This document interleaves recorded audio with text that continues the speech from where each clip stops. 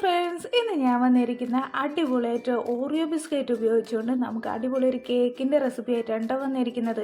അപ്പോൾ നമുക്ക് എങ്ങനെ തയ്യാറാക്കുന്ന നോക്കിയാലോ. ആദ്യമായി ഞാനിവിടെ 2 പാക്കറ്റ് ബിസ്ക്കറ്റ് എടുത്തിട്ടുണ്ട്. അതിൻ്റെ വൈറ്റ് ക്രീം ഇതിൽ നിന്ന് മാറ്റിയിട്ടുണ്ട് കേട്ടോ. എന്നിട്ട് അത് നല്ല രീതിയിൽ മിക്സിയുടെ ജാറിലിട്ട് നല്ലപോലെ ഒന്ന് പൊടിച്ചെടുത്തിട്ടുണ്ട്. ഇതിലേക്ക് നമുക്കിനി കുറച്ച് സാധനങ്ങളൂടി ആഡ് ചെയ്ത് കൊടുക്കാനുണ്ട് കേട്ടോ. ആദ്യമായി ഞാനിവിടെ ചേർത്ത് കൊടുക്കാൻ പോകുന്നത് ഏകദേശം ഒരു 3/4 സ്പൂണോളം ബേക്കിംഗ് പൗഡറാണ്. ബേക്കിംഗ് പൗഡർ ഇട്ടതിന് ശേഷം നമ്മൾ ഒരു 1/4 ടീസ്പൂണോളം മതിയാവും. 1/4 ടീസ്പൂൺ മുതൽ ഒരു 1/2 സ്പൂൺ വരേക്കും ബേക്കിംഗ് പൗഡറും കൂടിയും ഇതിലേക്ക് ചേർത്ത് കൊടുക്കണം. ബേക്കിംഗ് പൗഡർ ചേർത്ത് കൊടുത്തിട്ട് നമുക്ക് നല്ല രീതിയിൽ ഇതിനെ ഒന്ന് വിസ്ക് വെച്ചിട്ട് നമുക്ക് ഇളക്കി യോജിപ്പിക്കാം. അതെല്ലാം അരിച്ചെടുക്കാനായിട്ട് കഴിയുമെങ്കിൽ അങ്ങനെ ചെയ്താലും നമ്മുടെ ബാറ്ററിൻ്റെ എല്ലാ ഭാഗത്തേക്കും ഈ പൊടികൾ എത്തും. അപ്പോൾ ആ എത്തുന്ന രീതിയിലായിരിക്കണം നമ്മൾ വിസ്ക് ഉപയോഗിച്ചിട്ട് നമുക്കൊന്ന് മിക്സ് ചെയ്തെടുക്കാം കേട്ടോ. ഇതിലേക്ക് പ്രത്യേകം ശ്രദ്ധിക്കുക, ഉപ്പ് ചേർക്കേണ്ട ആവശ്യമില്ല. കാരണം ബിസ്ക്കറ്റിൽ ഓൾറെഡി ഒരു ഉപ്പിൻ്റെ ഒരു കണ്ടൻറ്റ് ഉള്ള കാരണം കൊണ്ട് ഇതിലേക്ക് ഉപ്പ് ചേർക്കേണ്ട ആവശ്യമില്ല. ഇനി ഇതൊന്ന് ബാറ്റർ ആക്കി എടുക്കാനായിട്ട് നമ്മൾ ഇളം ചൂടുള്ള പാല് കുറേശ്ശെ ഒഴിച്ച് വിസ്ക് വെച്ചിട്ട് നല്ല രീതിയിൽ ഇതിനൊന്ന് മിക്സ് ചെയ്തെടുക്കാം.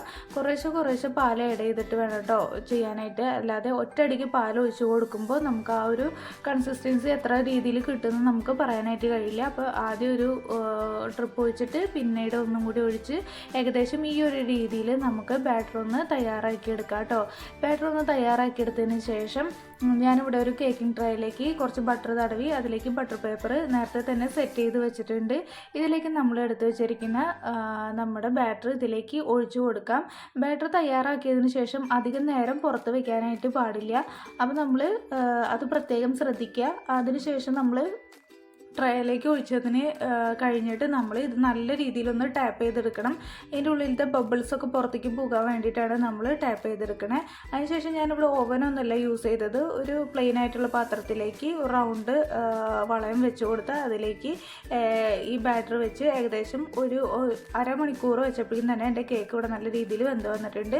പിന്നെ ഇതിൻ്റെ നമുക്ക് ടോപ്പിംഗ് കൊടുക്കാനായിട്ട് നേരത്തെ ബിസ്ക്കറ്റിൽ നിന്ന് മാറ്റി വെച്ചിരിക്കുന്ന വൈറ്റും പിന്നെ ഡാർക്ക് ചോക്ലേറ്റ് നിങ്ങൾക്ക് ഏത് വേണമെങ്കിലും യൂസ് ചെയ്യാം കേട്ടോ. ഞാനിവിടെ ഡയറി മിൽക്കിൻ്റെ ആണ് എടുത്തിരിക്കുന്നത്. അത് രണ്ടും കൂടി ഡബിൾ ബോയിൽ ചെയ്തിട്ട് ഇളം ചൂട് പാലിൽ തന്നെയാണ് ഡബിൾ ബോയിൽ ചെയ്തെടുത്തിരിക്കുന്നത്. അതും കൂടി ഇതിൻ്റെ മുകളിൽ ടോപ്പിംഗ് ആയിട്ട് നമുക്ക് ഒഴിച്ച് എല്ലാ ഭാഗത്തേക്കും ഒന്ന് ഒഴിച്ചു കൊടുക്കാം. ഇതിപ്പോൾ ഇത്തിരി ലൂസായിട്ടാണ് ഇരിക്കുന്നത്. ഇത് നമ്മൾ ഫ്രിഡ്ജിൽ വെച്ചൊന്ന് തണുപ്പിക്കുമ്പോൾ ഇത് കട്ടിയായിട്ട് ഇതിൻ്റെ എല്ലാ ഭാഗത്തേക്കും പിടിച്ചു കിട്ടും. വളരെ ടേസ്റ്റാണ് കേട്ടോ ഇത് കഴിക്കാനായിട്ട്.